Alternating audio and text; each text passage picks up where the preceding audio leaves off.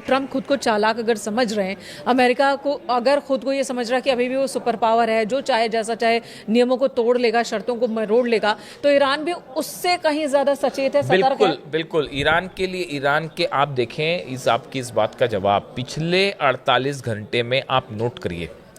Iran के IRGC से जुड़े जितने बड़े कमांडर्स हैं, ईरान के एयरफोर्स चीफ से लेके ईरान के आर्मी चीफ से लेके ईरान की जो national security, supreme security council है, उनके सचिव से लेके कम से कम 5 से 7 बड़े अधिकारियों के पिछले 48 घंटे में ये बयान आ गए हैं कि अमेरिका अगर कोई साजिश करेगा, अगर अमेरिका अगर धोखा देने की कोशिश करेगा तो करारा जवाब मिलेगा।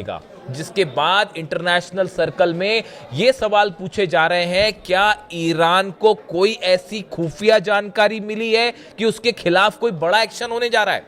देखिए, ये बिल्कुल कोइंसिडेंस नहीं है। आप देखिए, कल ईरान के एयरफोर्स चीफ ने यह बयान दिया, पहली बार उनका बयान काफी वक्त बाद एयरफोर्स चीफ का बयान सामने आया है कि कोई भी हरकत होगी तो उसका करारा जवाब दिया जाएगा। बिल्कुल। और ये भी कह रहे हैं कि हम अभी भी हमारी सेना तैनात है, शांति वार्ता के दौरान भी रहेगी। शांति वार्ता के दौरान और भी अलर्ट है, क्योंकि ये डोनाल्ड ट्रंप की हमेशा कहानी रही है कि वो बातचीत के बीच में हमला करते हैं, इसीलिए ईरान की सेना और तैयार है। लेकिन देखिए, जो बड़ा मुद्दा है वो ये कि आखिर ईरान के अधिकारियों की तरफ से ये बयान क्यों आ रहे हैं कि हमला हो सकता है, हम करारा जवाब देंगे, हम पलटवार करेंगे। ये बयान इसलिए आ रहे हैं, ऐसी चर्चाएं हैं कि शायद एक कोई बड़ा प्लान ईरान के खिलाफ जो है वो पकाया जा रहा है। और कौन कर रहा है ये प्लान? हाँ, अमेरिका, इजराइल, क्या उसमें अरब देश भी शामिल है? ऐसा कोई भी प्लान जब भी बनता है तो वो बिना इजराइल और अमेरिका की आपसी सहमति के नहीं बनता। इसलिए ये कंफ्यूजन एकदम दिमाग से दूर कर देना चाहिए कि डोनाल्ड ट्रंप और नेतन्याहू में किसी तरह की लड़ाई है, या डोनाल्ड ट्रंप जो है वो नेतन्याहू की नहीं सुन रहे, या नेतन्याहू डोनाल्ड ट्रंप की बात नहीं मान रहे। ये सिर्फ आपके दिखावे के लिए है। हकीकत ये है कि एक बड़ा थिंक टैंक काम करता है, मोसाद, सीआईए मिलकर ऑपरेशंस करते, दोनों देशों के थिंक टैंक्स, ऊपर से कुछ भी दिखाया जाए। देखिए, बड़े सर्कल में यह माना जा रहा है कि 60 दिन से ज्यादा ये पीस चल ही नहीं पाएगी। तो इस बीच जो 60 दिनों के लिए हॉर्मुज को फ्री किया गया है और वहां से तेल टैंकर्स की सप्लाई भी शुरू हो चुकी है, जाना शुरू हो गया है, तो ये क्या है? ईरान कह रहा है कि अब हॉर्मुज युद्ध से पहले वाली स्थिति में कभी पहुंच ही नहीं सकता, वहां इंतजाम क्या करने, व्यवस्था क्या करना, ये हम देखेंगे। अमेरिका को लेकर इसमें कुछ करना ही नहीं है, अमेरिका की कोई दखलअंदाजी नहीं चलेगी। देखिए, 60 दिन का ही वक्त लेकिन अमेरिका दे रहा है। हाँ, देखिए, 2 बातें हैं। पहली बात तो अमेरिका में चुनाव होने जा रहे हैं, उसको लेकर सतर्कता बरत रहे डोनाल्ड ट्रंप की, कहीं ऐसा ना हो कि इकोनॉमिक हालात बिगड़ जाएं और चुनाव हार जाएं। दूसरी बात यह है, वर्ल्ड कप चल रहा है फुटबॉल का, उसको लेकर तमाम दबाव है कि वर्ल्ड कप हो जाए, अगर वॉर हो जाएगा तो कई टीम खेल नहीं पाएंगी। दूसरी चीज वो है। तीसरी हालात ये है कि अमेरिकन फोर्सेस जितनी बुरी तरह से पिटी हैं मिडिल ईस्ट में, सब बेसेस जल गए, हॉर्मुज में नुकसान हो गया, प्लेन्स गिर गए, तो ये झटके से उभरने के लिए, चीजों को फिर से एकजुट करने के लिए वक्त लगेगा। चौथी बात आप समझिए, अभी जो खबर आई है, ब्लैक सी में हमले किए हैं रूस ने और 3 जहाजों को ठोक दिया है। और आप देखिए, जो रूस का ऑयल है उसको पूरी कोशिश कर रहे हैं अमेरिका, यूरोप, यूक्रेन के जरिए कि रूस का ऑयल सप्लाई ना हो पाए।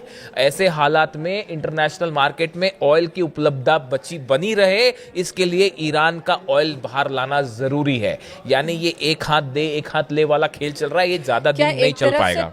थप्पड़ मारना, दूसरी तरफ से सहलाना, ये वो चल रहा है। देखिए, हालात ये है फिलहाल कि ईरान इस बात को लेकर, अच्छा, सबसे खास बात ये है कि ईरान इस बात को अच्छी तरह से समझता है कि अमेरिका धोखा करेगा, इस नेतन्याहू धोखा करेंगे। ईरान इस बात को अच्छी तरह से समझ रहा है, कोई विश्वास नहीं है अमेरिका पर और इजराइल पर। और दूसरी तरफ भी हालात यही है, अमेरिका के मन में क्या है वो सब जान रहे हैं, और ये डील भी जो है ये एक टेम्परेरी दिखावा चल रहा है कुछ समय का, ये आप कह सकते हैं। तो ये इसका अंजाम क्या होने वाला है, इस बात को लेकर भी हर आदमी क्लियर है। देखिए, वो जैसी बात यूरेनियम पर आ जाएगी, आप देखिए बिल्कुल। मेरा अगला सवाल यही था कि ये तमाम बातचीत हुई, एक अहम मुद्दा जिसे लेकर ट्रंप ने भी युद्ध की शुरुआत की थी, परमाणु हथियार, कि ईरान को हम परमाणु हथियार नहीं बनने देंगे।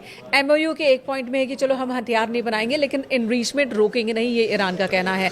अब ट्रंप कह रहे हैं कि हमारा इंस्पेक्टर होगा वहां पर, एक बार फिर तैनात होगा, और ईरान मना कर रहा है। देखिए कहानी ये है कि जो स्विट्जरलैंड में चर्चा हुई उसके बाद जेडी वेंस का बयान आया उपराष्ट्रपति का। उन्होंने कहा कि ईरान इस बात के लिए तैयार हो गया है कि आईएईए के इंस्पेक्टर्स ईरान जाएंगे और ईरान के जो न्यूक्लियर साइट्स है उसका इंस्पेक्शन होगा। ये बयान आया जेडी वेंस की तरफ से।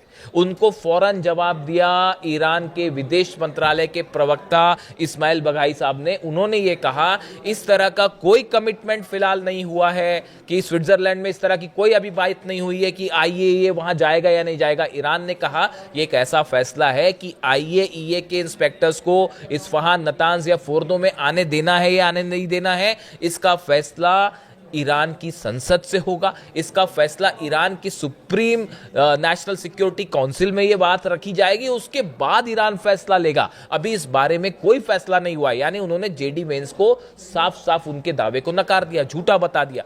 अब देखिए हो क्या रहा है। एमओयू को लेकर जो भी बात अभी तक स्विट्जरलैंड में हुई है बड़ी सुपरफिशियल बात है कि एक अंडरस्टैंडिंग के तहत काम किया जाएगा। एक कमिटी बनाई जाएगी जो ये देखेगी कि डील सही दिशा में चल रही है या नहीं। एक आगे का रोड मैप तैयार किया जाएगा। ये देखा जाएगा कि लेबनान में किस तरह से जो है वो संघर्ष का अंत किया जा सकता है। बड़े ही ऊपरी लेवल पर फिलहाल ये चर्चाएं हैं। इसमें न्यूक्लियर मुद्दे पर, यूरेनियम पर तो कोई चर्चा ही नहीं हुई स्विट्जरलैंड में। ऐसे में जेडी वेंस का यह दावा करना कि ईरान ने अलाउ कर दिया है कि वहां पर आईएईए इंस्पेक्टर्स जाएंगे, ये पूरी तरह से गलत बात थी। और इसीलिए ईरान ने इसका जवाब दिया कि भैया अभी तो ये बात ही नहीं हुई है इस मुद्दे पर, आप क्यों कह रहे हैं कि जो है वो आईएईए पहुंच जाएगा।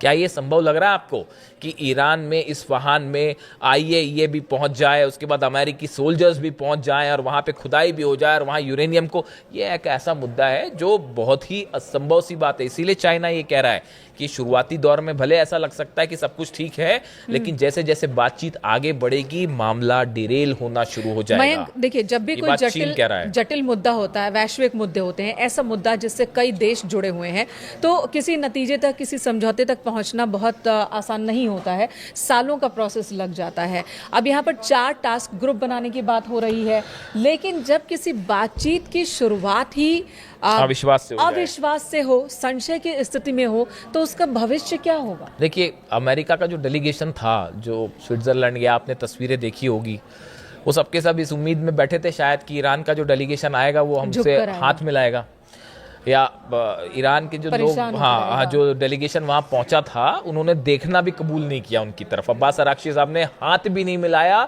शहबाज शरीफ ये कोशिश करते रह गए कि किसी तरह से अब्बास अराक्ची जो है वो जेडी वेंस से हाथ मिला ले। अब्बास अराक्ची तुरंत मुड़े और वापस निकल दिए। 2 ऐसा मुल्क जिन्हें आपस में भरोसा नहीं है, और बीच में मीडिएटर कौन है? पाकिस्तान, जिस पर किसी को भरोसा नहीं है। और देखिए कतर भी जो है, कतर के प्रधानमंत्री ने भी जेडी वेंस से हाथ नहीं मिलाया। यानी आप देखिए कितना बड़ा अविश्वास है अमेरिका को लेकर।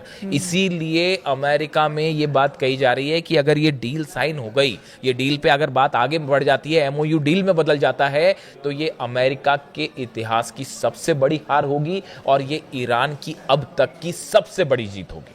और अमेरिका को भी ये समझना चाहिए कि वक्त बदल गया है। सुपर पावर वाला जो उसका तमगा है, बहुत ज्यादा दिनों तक सुरक्षा कवच की तरह काम करेगा नहीं। अमेरिका चाहेगा कि किसी तरह से जोर जबरदस्ती या फिर कूटनीति तरीके से सामने वाले देश को फंसा दे, तो ईरान वो देश नहीं है।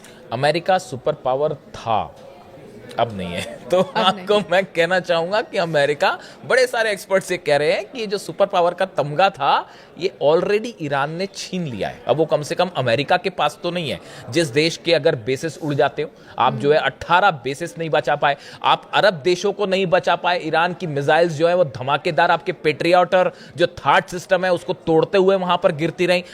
ईरान के ड्रोन्स ने क्या तबाही मचाई आप देख लीजिए। आप हॉर्मुज को घेर कर खड़े रहे, आप कुछ नहीं बिगाड़ पाए ईरान का। ईरान के 5 द्वीपों पर आपने बीच बीच में रह रहकर हमला किए, आपने उन पर कब्जा करने की कोशिश की, आप कुछ नहीं कर पाए। आपका एक पायलट अंदर फंस गया था, उसको निकालने में इतनी फजियत हुई कि आपको अपने खुद के हेलीकॉप्टर्स जलाने पड़ गए। आपके 42 प्लेन, ऑफिशियली ऐलान है इस बात का कि 42 प्लेन आपके गिर चुके हैं। F-35 जेट्स जो है, दुनिया का सबसे शक्तिशाली जेट जो है, वो ईरान ने मार गिराया। ईरान के नए डिफेंस सिस्टम से अब आप खौफ खा रहे। ऐसी मैं लिस्ट गिनाना शुरू करूंगा ना ईरान की जीत की, तो पूरी रात बीत जाएगी। और उसके बाद अब डील हो रही है, डील में भी आप देख रहे हैं कि क्या स्थिति है, ईरान किस तरह से भारी पड़ रहा है। खैर, फिलहाल जो खबर हमने शुरू की थी कि इस 12 अरब डॉलर को लेकर ट्रंप और ईरान आमने सामने है और सबकी नजरें इस बात पर है कि आखिर ये 12 अरब डॉलर की फ्री संपत्ति का क्या होता है। क्या डोनाल्ड ट्रंप की इस तरह की बातें कि हमसे अनाज खरीदिए और ऐसा वैसा ये वो, अगर ये बातें इसी ट्रैक पे चलती रही तो आप ये मानिए कि ईरान फिर से बातचीत को बंद भी कर सकता है। धन्यवाद मयंक। इससे जुड़ा जो भी अपडेट होगा आप तक पहुंचाएंगे। Thank you so much.